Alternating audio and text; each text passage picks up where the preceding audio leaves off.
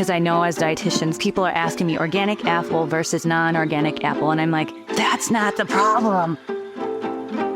This is On Nutrition, a podcast from Mayo Clinic, where we dig into the latest nutrition trends and research to help you understand what's health and what's hype. I'm Tara Schmidt, a registered dietitian with Mayo Clinic in Rochester, Minnesota. This episode, eating healthy on a budget. You've probably heard the phrase, health is wealth. But sometimes it feels like it's the other way around because loading up your cart with fish, fresh veggies, and fruits, and all other kinds of healthy food can get expensive. For most of us, healthy eating isn't as simple as knowing what foods to eat.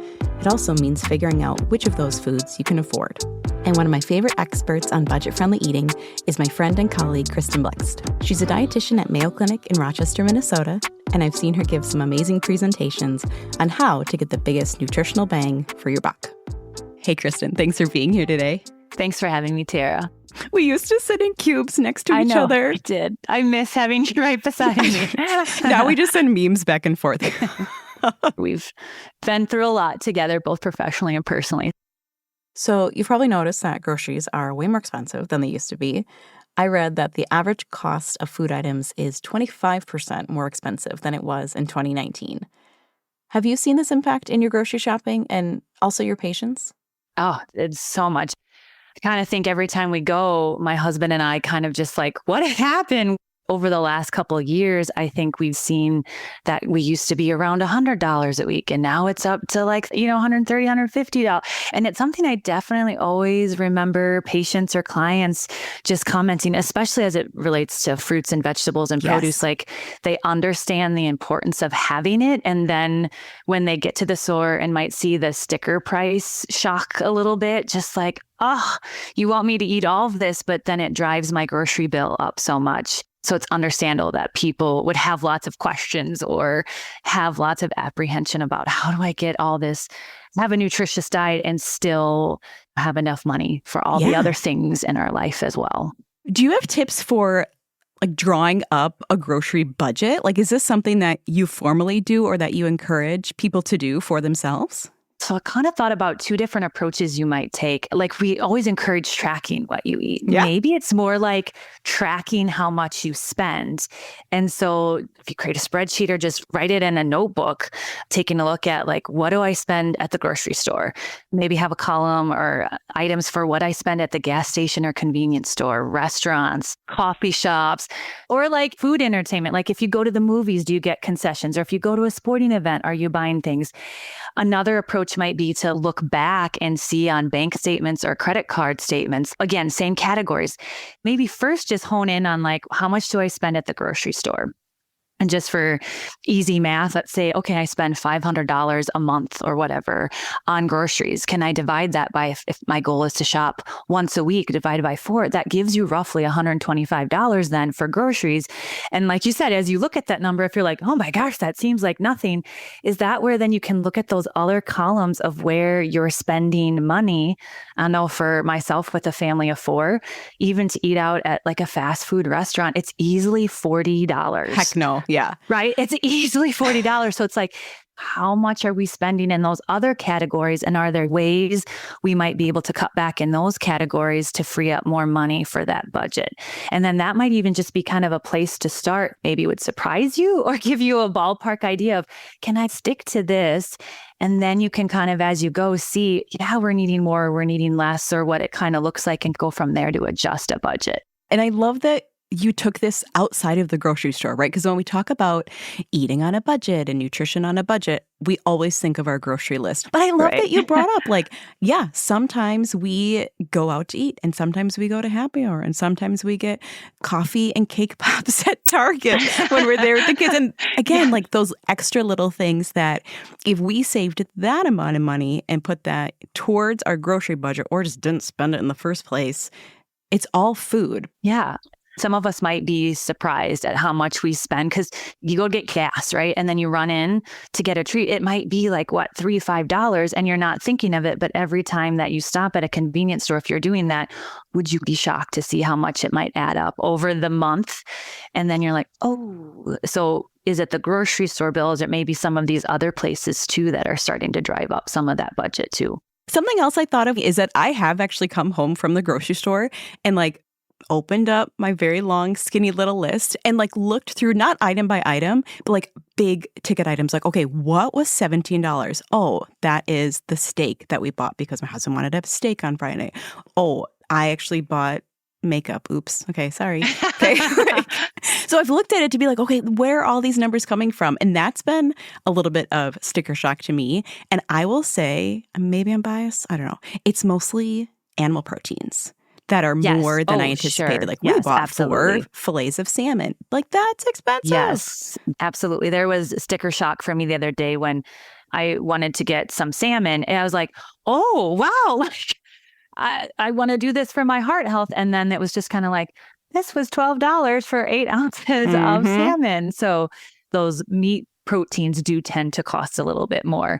And that's something to think about when you can get those on sale and stock up or freeze what you're not going to use of some of those items. Like chicken breast, maybe I'm going to stock up or get more chicken breast than what I've maybe planned for that week so that I can freeze it and then thaw that out for future weeks planning. But then I saved money kind of in that sense. Yeah. And you mentioned this before, the same concept or fear, I think, goes with fruits and vegetables. So we've seen the price of fresh produce especially rise with import, and there's labor costs. And ultra-processed foods, which are not all bad, but let's talk about ultra-processed foods in the snack aisle. Like the obvious ones, right? Yes. The chips, the soda. Yes. Yeah. The fun foods seem like they're cheaper. So how would you advise families or individuals to get more produce in their cart when it seems like it makes more sense to stretch their budget to get more food, but less nutrition? First, it's important to acknowledge this is a real challenge for families. Yes. My heart goes out because you've got a family or yourself to feed, and you see the sticker price of a pint of strawberries is triple or quadruple that of a bag of chips. So it's understandable your first instinct would be to go for the cheaper option, right? Or as you were kind of alluding to, get a larger volume of food because you want to make sure that you're fed. Right? Mm-hmm. Fed of not having hungry bellies. At the same time, there's a difference with having that nutritional component where I know I said, now the bag of chips, I'm going to eat the whole thing, right? Trying to get myself full. But, a cup of grapes, man, that can be very satisfying and fill me up. So some strategies there with fresh produce itself might be to think about looking for what's in season for produce. Generally, what's in season is going to be more affordable. Or on myself, when I have my grocery list, I'll literally just have a placeholder that says fruits or vegetables. Me too. And then I go to the store and I'm walking around the produce aisle and then I'm looking at what's on sale, right? Which ones, okay, green grapes are cheaper. Guess what? Green grapes are coming home rather than red grapes. It's fine. Yeah. And even with produce, patients are always asking if they should go fresh, canned, or frozen. What do you say? This is another place where I think from a budget standpoint, you can really give yourself a leg up, is to get produce in the frozen section, going for it plain so it doesn't have the sauces or the sodium in it. That can be a really great option to help supplement that list so that you get the fruits and vegetables that we're recommending while still helping to manage that budget. And canned produce can also be a great option. With that, vegetables, we're just look for low sodium or even rinse it off before you heat it up or add it to dishes, or even canned fruit, looking for it in water or in its own juice can also be ways to help you get that produce in kind of a different sense. We've always heard this fresh is best. And to say, you know what, it all can have a place. How do you make it work, especially in this discussion of that budget? Well, because how mad have you been if you've ever had blueberries, raspberries, blackberries, if they've accidentally been lost in your fridge and gotten moldy and you're like, oh, I can't believe it. I wasted how many dollars that was, when I have a giant bag of frozen blueberries in my freezer, will never go moldy. Yeah. And sometimes those things are so much more practical for smoothies or to go in things where the look of them, texture wise or consistency doesn't matter. But to have it as a side or as a snack, I want it to be that plump, lush strawberry or blueberry. Yes. So I want to save the fresh for those types of things. So that can be a way to find that balance between those two to get more produce into your diet. I really like that you brought up the fact of just saying fruit or veggies on the list and then showing up and seeing what's up. My daughter went through a kiwi phase recently and It was 3 kiwis for $8. Wow. And I was like, oh, okay, we're not having kiwis this week, everyone. Kiwi phase done. And let's go over to the banana section now. So I like the flexibility of, hey, when kiwis are cheap, I will buy you as many kiwis as you want. Yes. And it's not going to be this week, girlfriend. So I like that. Just get maybe what's on sale, what's in season, what looks good. And I understand that sometimes we have meal planning for specific ingredients. Okay, that's fine. But that's where maybe we check the fresh and then we check the frozen and then we end up with canned if need be. And even some of those recipes, as you mentioned, like that calls for this specific ingredient because tomatoes are on sale or whatever. Could that take the place of the peppers, right? Yes. Like recipes too can kind of be experiments a little bit. What if it calls for this? What if I put that instead? Probably won't change it that much. Baking is a different story. But, exactly. Not with fruits and veggies, right? Like in a soup, if you're Yes. missing an ingredient, or you can add 10 add ingredients more. for all Absolutely. I care. Let's talk about some high nutrition but low cost foods we can target. So the one I always think of is canned beans. I get the Yes. no salt added ones. Then obviously I rinse them off. Same. What other foods do you think of when we talk about super great nutrition, low cost? So since you started with a protein, other proteins that came to my mind when I was thinking about this is lentils as well. Tuna, canned tuna or salmon, eggs is another one. And sometimes we think about, oh, that's only a breakfast food. But one of our favorite is having breakfast for dinner. Sometimes my plans fall through or something happens last minute. I forgot to thaw something else. Like, guess what? Eggs for dinner. Grains is another one that comes to mind. So like brown rice or other whole grains that are shelf stable, like oatmeal, whole wheat pasta, quinoa, some of those things. Store brand whole wheat bread. Store brand items tend to be more affordable than name brand things, right? And nutritionally speaking, the same, comparable. So that's a way to save some dollars. You had mentioned bananas. Bananas is always a really go-to. They're so affordable, versatile, like year round, can have those. Apples also jump to mind too. And then of course, like the frozen berries is something I always keep on hand because then you can have them year round. Vegetables that came to mind was like potatoes or sweet potatoes. I mean, the poundage you get of those, it's a welcomed relief. Like, oh, look at how much I get for this price. Then like broccoli or onions, canned tomatoes was another one that I keep on hand all the time because you mentioned soups or stews. They're great things to throw in versus, again, saving my fresh tomatoes for salads or things like that I might want. And also a tip just with produce in general, when you get pre-washed, pre-cut types of things, they're going to be more expensive. Another option for people, and I feel like it's getting a little bit more popular now to shop at like big stores like a Costco or a Sam's Club. So buying in bulk, things especially that are shelf stable.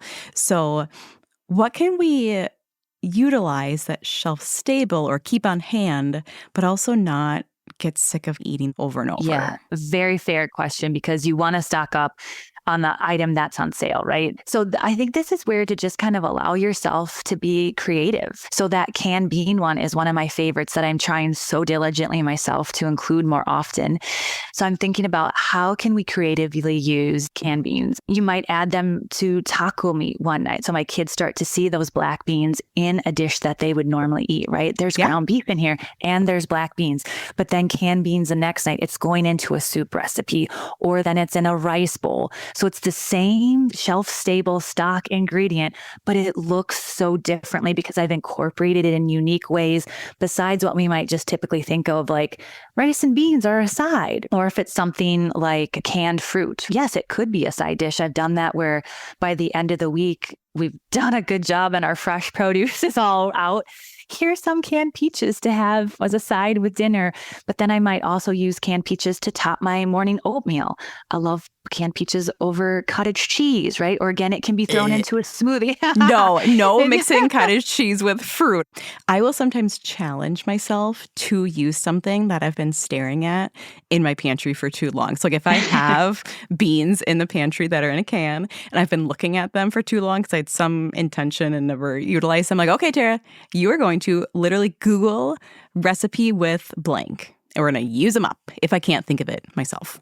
Do you have somewhere that you go specifically for healthy, inexpensive recipes? So gotta shout out Mayo Clinic, right? Mayo Clinic has that healthy recipe index. It's by ingredient. It's categorized that way. So then, like you just said, I've got this one ingredient. How do I use it? You could go right to that index and say, oh, hey, here's some bean idea recipes that I might consider and try.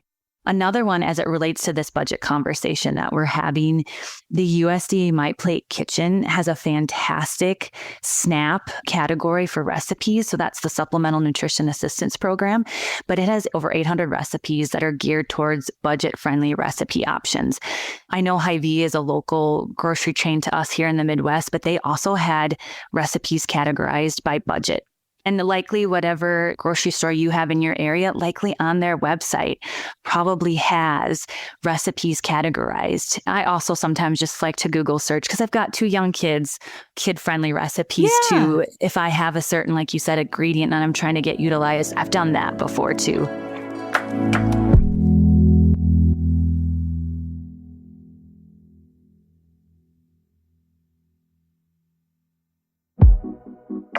Shopping for healthy meals doesn't have to be difficult, especially if we come prepared.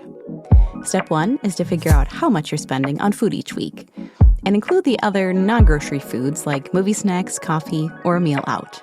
It can also be eye-opening to check your receipts. Did I really spend that much on seafood? This can help you figure out what you can change.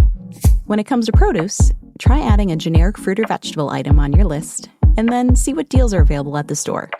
And if you're shopping for a recipe, you can swap in canned or frozen produce, or even substitute a similar item, like spinach instead of kale.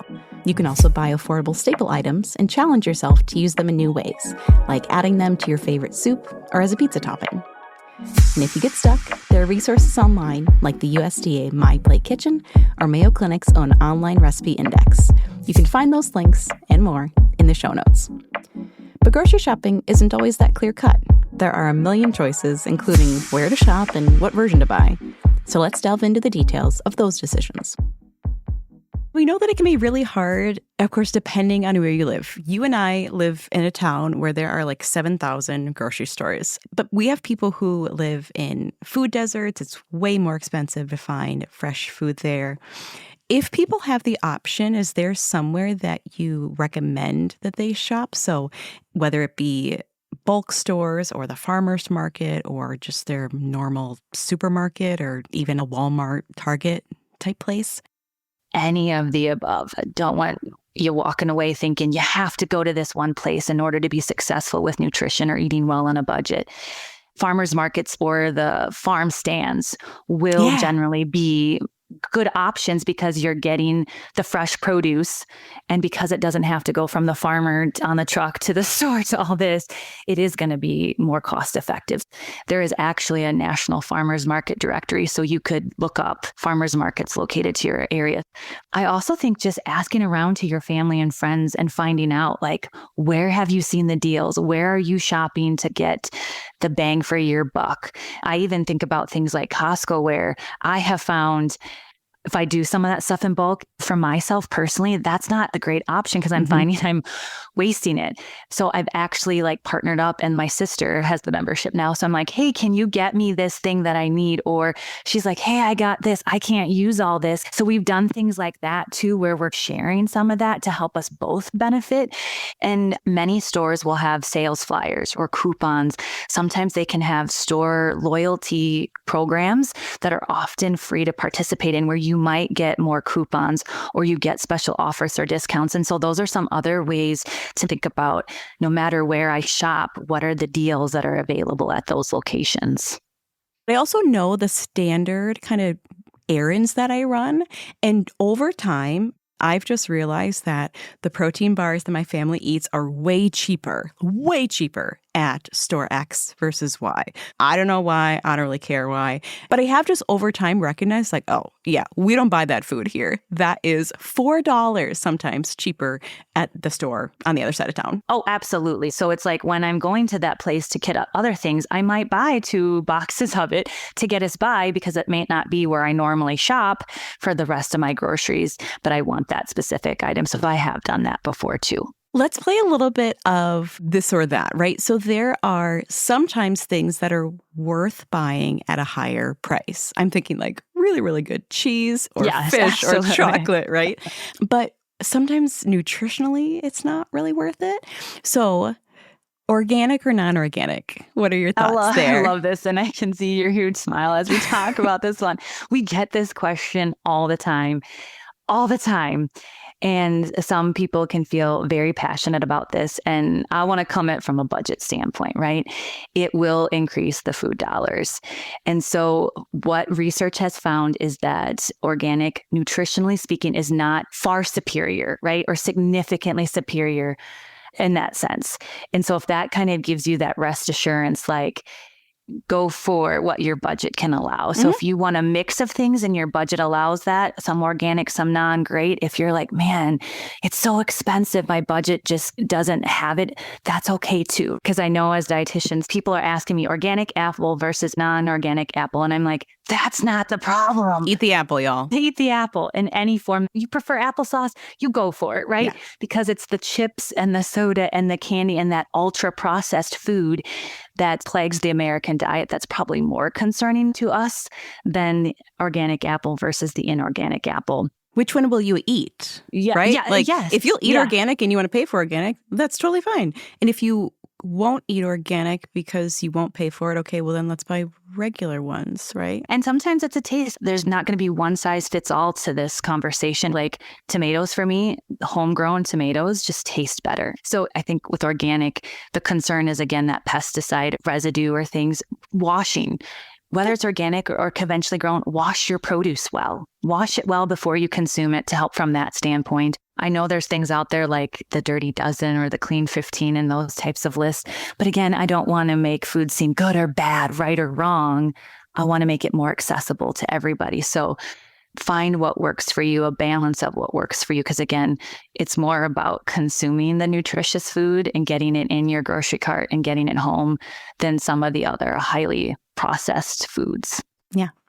Okay, the question is fresh herbs and spices or dried. So do you have a vote for fresh or packaged herbs and spices? Again, I think not a one size fits all approach. What's going to work for you? I have this rice recipe I love and it has cilantro in it. But it's literally the only recipe that I use that has cilantro in it. And so then I get this huge bulk of cilantro and the rest of it spoils. Whereas you might find herbs like basil or parsley that you might use more across many dishes. You're like, I'm going to use that fresh. And I think where you're at in your meal planning or cooking journey. So if you're new to this, fresh might scare you. It's okay to use dried. And I actually do. I use mostly dried as well. Just again, from time standpoint, I don't want the fresh to go to waste. But again, I think you could do a combination to make it work. And I'm just going to say that I use dried herbs and spices because I'll never use the large package of the fresh ones. And I think it's too expensive. So yes, I've had the same little shaker of oregano for the last few months and it's fine. And if you like oregano, like straight up fresh and you want to pay for it, that's fine too. So sometimes it just doesn't matter, right? If it matters to you, do what you need to do, right? This is organic. This is fresh herbs and spices. If that is like a huge passion or pet peeve of yours, then you can do it. And that's totally fine. A lot of this is finding what works for you. Because again, as we talk about this from a budget standpoint, if you're ending up throwing it away, it's literally that money right into the trash. I think grocery store marketing is fascinating with all the sales and samples and end caps, those display things at the end of each aisle. Do you have a way to help people navigate the urge to spend more on those little treats? So a big first tip I always think about is trying not to shop when you're hungry. Cannot stress that enough because then everything looks good. Or I'm buying this because I'm hungry. I also try to think about being very mindful of who my shopping buddies are. So we both have kids. So mine are now 5 and 7. And I know if they're with me, there are going to be things that end up in my cart that were not on the list or in the budget. Or they put them in the cart and I never even saw them. Or parenting is hard and it's, if you please just be good, you can have this item when we get to the checkout. Bribery at its finest. Yes. or two, being mindful of the time of day or when I'm going. We all know like 5 o'clock at certain stores, everybody's probably rushing. If it's really peak hours or it's busy at that time, that's also where you're going to be more like, oh my gosh, I'm bumping carts with people. I'm just going to start throwing stuff in the grocery cart or forget about my list. Learning the layout of your store, I think, is another great one, because stores are all designed a little bit different. There's actually certain aisles that I won't go down at all, because I'm like, there's nothing in that aisle for me. It's you don't just need to go there. Household stuff that will be cute or whatever, but I don't need it. Or from a nutritional standpoint, I'm not going down the chip aisle, or I'm not going down the pop aisle, or whatever it is, just because those aisles are long. And so my willpower might be really strong at the start, but by the time I get to the end of that, or as you said, get to the end cap, you have that long aisle and then that end cap where they'll push the sale items, or they'll push new products that they want. And then you're like, oh, $5 to try these new crackers. Why not? Those are strategically placed to lure you in with bright colors, showy signs. Could be something that is potentially on sale, but often they're trying to push a certain product. Even if you didn't go down that aisle, right? Like I Even purposely if you didn't go down the aisle. cereal aisle, and now you're showing me the cereal. Or if there's food samples, again, it's a tactic to drive that product home. Or I think on the way to the checkout, the beautiful tables of decorated themed cookies or whatever's in season, those are tactfully placed that way to get those impulse buys. So again, maybe just taking a mindful moment to really think about, is this on my list? How do I use it? Because I've been guilty of that, where I've picked something up because it was on sale, but because I hadn't planned for it, it goes to waste. And then lesson learned, right? So just be thinking about that. They're trying to trick us into buying some of that stuff too.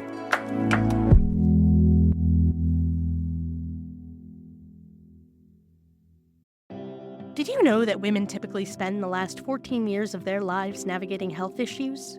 Research says we control about 70 to 90% of our health and longevity, but most women don't take advantage of all the ways to improve life and live longer.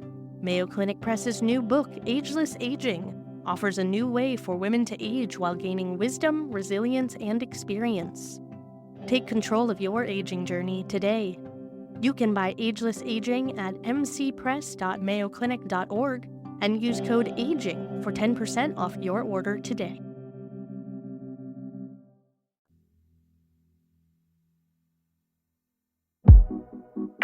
There's no right answer for where to shop for groceries. Every town, city, or neighborhood is different. But if you have a local farmer's market, that can be a great option for fresh produce at a good price. And when it comes to organic versus non-organic, fresh versus dried, and all those other decisions, the most important things are A, can you buy it? And B, will you eat it? Nutritionally, you're better off eating any apple than no apple. Other things to be mindful of are to avoid shopping while hungry, not shopping with kids if you can, and being aware of how store layouts and marketing can lure you into buying things you don't need. All right, so we've made it through the store, but it doesn't end there. Now we've got to use the food and also keep it from going to waste. And we were talking about this when I brought up the very sad moldy blueberries that I found. But that's another thing that can really eat up our budget is wasted food. A bag of spinach lost in my crisper drawer is the other one that I'll always. I think I have grapes right now. Like, no. So we have these foods sometimes that we absolutely unintentionally don't get to, or maybe they go bad or expire before we're able to eat them.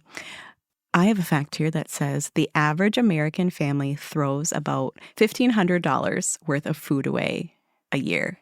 Like, so sad, isn't it? Which I so guarantee sad. I'm part of that. Like, we know that meal planning would be the best, right? So let's plan how we're going to utilize all of said spinach. What about tips that you have for meal planning and making sure that we are getting what we're going to utilize?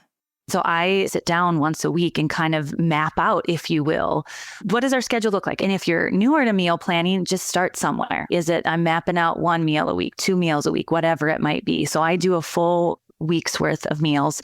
From there, then I take a look at what I already have on hand, what's in the pantry, what's in the freezer, what's in the refrigerator, so that if I see, oh, I have some of that chicken breast left over that I had bought a few weeks ago when there was a meat sale, I need to get that used up, right? Mapping that in. How am I using that? Oh, still got blueberries. Don't buy more of those until I use this one, or I need to freeze those so I can use them in a different way. And I know people have mixed feelings about the term leftovers. So I'm a huge fan of leftovers. So if there's weeks where I know I'm not going to have time to cook, it's like I'm making a bigger soup or a bigger meal here so that we intentionally have leftovers that just have to be heated up. So it's a quick, easy meal so that we're not hitting fast food on the way to basketball or whatever it might be. If you don't like the term leftovers, sometimes I like to think about cook once, but eat twice. So again, chicken breast is coming up a lot. Like I might be cooking up some chicken breast tonight because we're having it with a side of rice and steamed vegetables or something. But I might cook up a couple extra chicken breasts than what we plan to use for that night, because then I can put it into a stir fry, or I could reheat it and put it over a salad later in the week. So then that's where you see you're planning to reuse some of that extra ingredients. Or if it's fruits and vegetables that you have that spinach, right? I needed it for the soup recipe, but then it's thinking, don't buy other lettuce because now you have that spinach that can be your salad for the week, right? So those are some things that I think about when I plan to make sure that some of those ingredients aren't going to waste. And even planning for leftovers. I feel like I've wasted food before because I actually over meal planned. Like I planned 7 dinners. And we actually had way too many leftovers, so I never got to that fish that I planned to have on the 7th day. Just assume maybe that you're going to have leftovers once a week or twice a week. I love that, though, that you need to have some of that flexibility. So you kind of have to learn your own styles, too. Absolutely. Okay, so we planned out our meals for the week. We bought the components, ideally within a reasonable budget. We made dinner. But let's talk about produce. Yeah. Any other ideas for utilizing extra produce? I think we've mentioned a lot of the ways you could throw them into dishes, which is always great. I also think about just having them as your preferred snack options. Yeah. Again, I think we have grapes rotting up in the crisper that if they're washed and destemmed and put into a container, that all my children have to do is open the lid of the container. Guess what? They'll go for the grapes as the snack. I also think about veggies just as in pasta sauces. We just have a red sauce, right? Could we throw extra vegetables into that? Like you said, that spinach, because it'll cook down. It's almost then unrecognizable that it can be in there. But if you have extra peppers or extra tomatoes, even thinking about how you might throw some of that produce into a lunch. Like I'm thinking of wrap for lunch. We often think, okay, I've got my protein, I've got my dressing. Sure, lettuce is kind of one of those first vegetables you think about throwing into a wrap. But what about those peppers, those tomatoes, those cucumbers, things like that? Could those go into those wraps as well? A favorite of mine is towards the end of the week when maybe the produce is starting to look a little lackluster. Instead of throwing them away or just letting them continue to rot in the crisper, like sauteing them up or throwing them in a stir fry or roasting them up can be a really great way. I usually have a stir fry dish or steamed vegetables once a week because that's like clean out the crisper night to make sure that anything that it's kind of like, I don't know if I would eat this fresh, but I'd eat it cooked, right? Because wilted spinach, throw it in the, soup. It's not a big deal. Said smoothie before. They can be ugly and go in a smoothie. Yes, I don't care. Absolutely.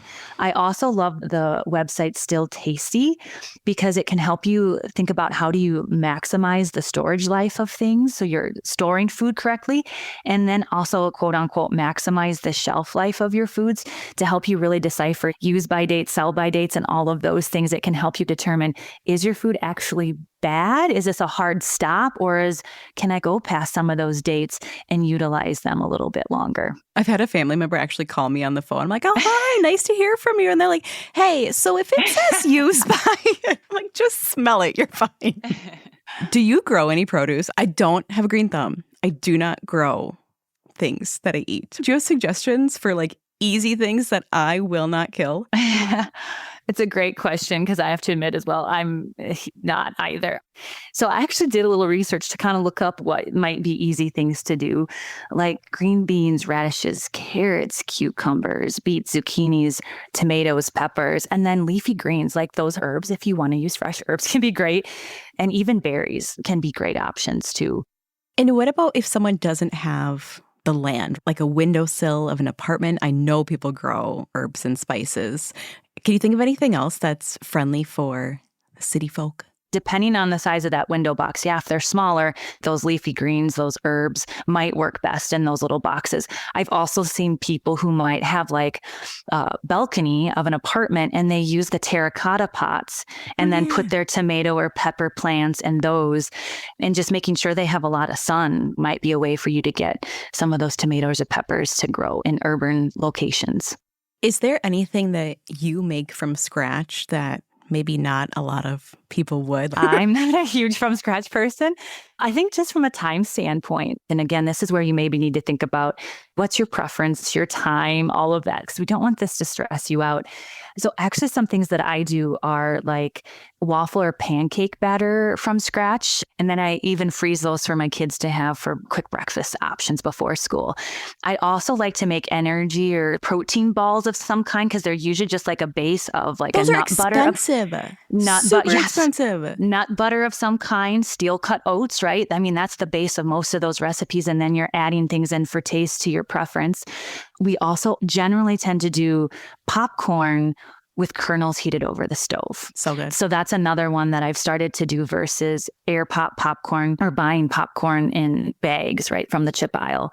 Another one is like a basic vinaigrette, because for that, you just need that 3-part oil, so 1 part vinegar, and you can adjust that to your taste and preference. And then from there, you add the herbs, the spices you want, or the lemon juice or the citrus zest. And you can just use like a little mason jar, right, that has a sealable top, because then you can just shake it up. I love that. Because especially things that you can make a lot of. So waffles is a great example that we do too. So on a Sunday morning, we might make waffles from scratch in the waffle iron, but then we purposely make a ton and then freeze them. And then on school mornings, we put them in a toaster just like you would put a normal toaster waffle.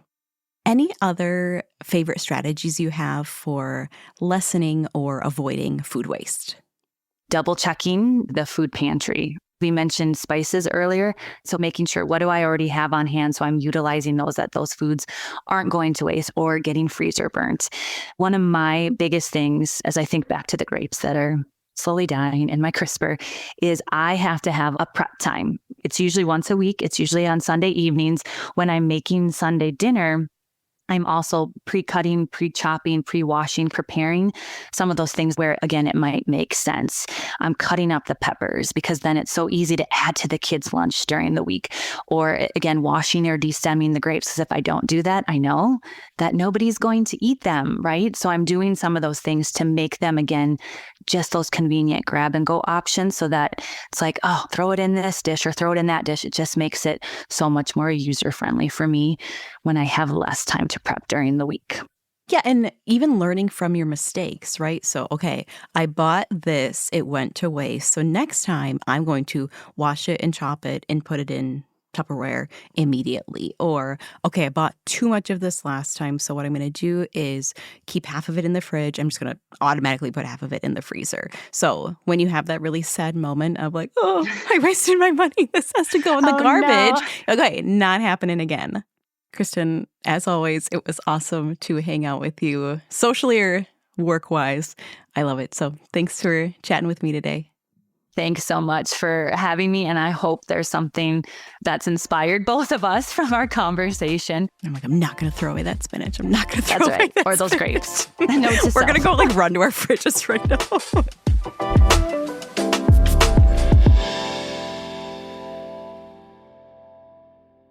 Meal planning is your budget's best friend.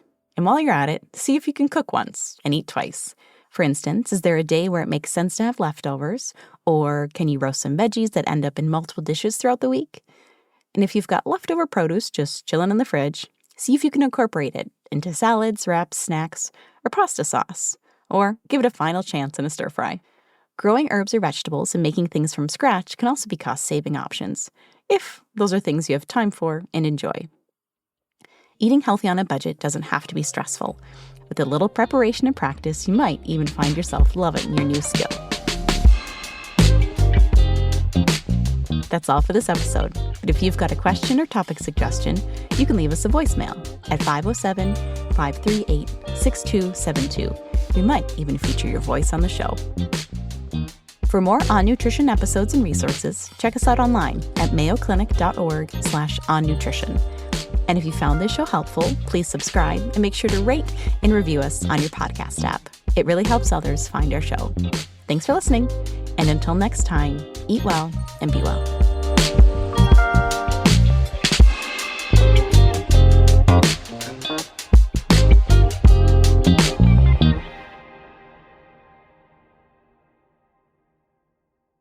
This podcast is for informational purposes only and should not be relied upon as medical or legal advice. Always consult with a qualified healthcare provider for any medical questions. The appearance of any guest does not imply an endorsement of them, their employer, or any entity they represent. The views and opinions are those of the speakers and do not necessarily reflect the views of Mayo Clinic. Reference to any product, service, or entity does not constitute an endorsement of or recommendation by Mayo Clinic.